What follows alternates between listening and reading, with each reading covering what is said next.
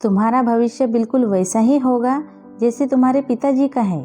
मिश्रा जी अखबार पढ़ने की कोशिश कर रहे थे, केवल मोटे मोटे अक्षर ही पढ़ पा रहे थे क्योंकि छोटे अक्षर तो धुंधले दिख रहे थे।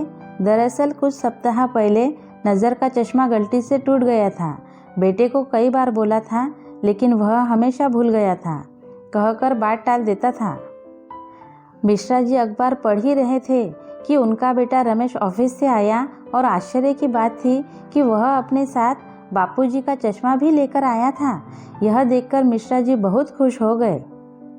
इतना ही नहीं, आज इतने सालों बाद रमेश ने बापूजी से पूछा कि रात के खाने में क्या खाना पसंद करेंगे। यह प्रश्न सुन मिश्रा जी एकदम से चौंक गए क्योंकि उनकी पत्नी के जाने के बाद किसी ने पहली बार उनसे उनकी पसंद पूछी थी। अचानक से हुए इस प्रश्न से चौंके मिश्रा जी ने बोल दिया कि बहू जो बना लेगी वही खा लेंगे। लेकिन आज पता नहीं रमेश को क्या हो गया था कि जिद करने लगा कि बापूजी क्या खाएंगे, तो मिश्रा जी ने डरते हुए भिंडी की सब्जी बोल दी। दूसरे कमरे में झांकती नम्रता रमेश के इस व्यवहार को देखकर आश्चर्यचकित भी थी और गुस्से में भी। बापूजी से 10 मिनट मीठी बातें करके जब रमेश अपने कमरे में गया तो नम्रता ने प्रश्नों की बौछार कर दी। कहने लगी, तुम तो इस सप्ताह बापूजी को वृद्धाश्रम छोड़कर आने वाले थे, तो अचानक से इतना प्यार कैसे उमड़ पड़ा? उनका चश्मा भी बनवा लिया और सब्जी भी उनकी पसंद की बनवाई जा रही है। आखिर हो क्या गया है तुम्हें? नम्रता ने गुस्से में पूछा। रमेश बात को टालने लगा लेकिन नम्रता के गुस्से के आगे उसकी एक ना चली और फिर झुंझलाकर बोला कि वो बस एक सिद्धि प्राप्त ज्योतिषी की वजह से।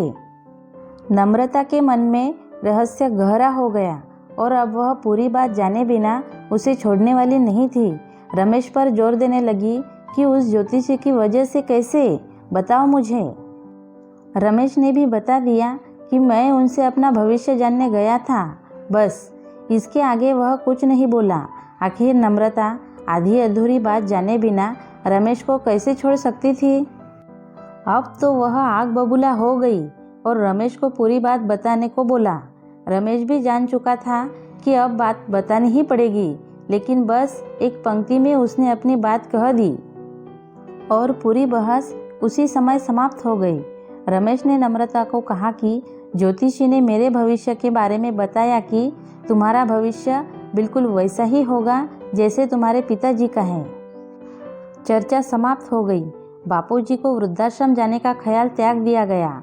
हर 2 दिन में उनकी पसंद की सब्जी बन जाती।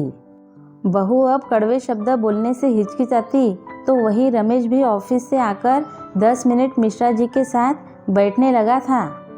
वाकई में दोस्तों, जैसे हम हमारे बुजुर्गों के साथ व्यवहार करते हैं वैसे ही व्यवहार हमारे बच्चे हमारे साथ करेंगे, क्योंकि समय वक्त दोहराता है। अगर आपको मेरी ये छोटी सी कहानी अच्छी लगे तो प्लीज़ लाइक शेयर सब्सक्राइब कर देना। Thank you.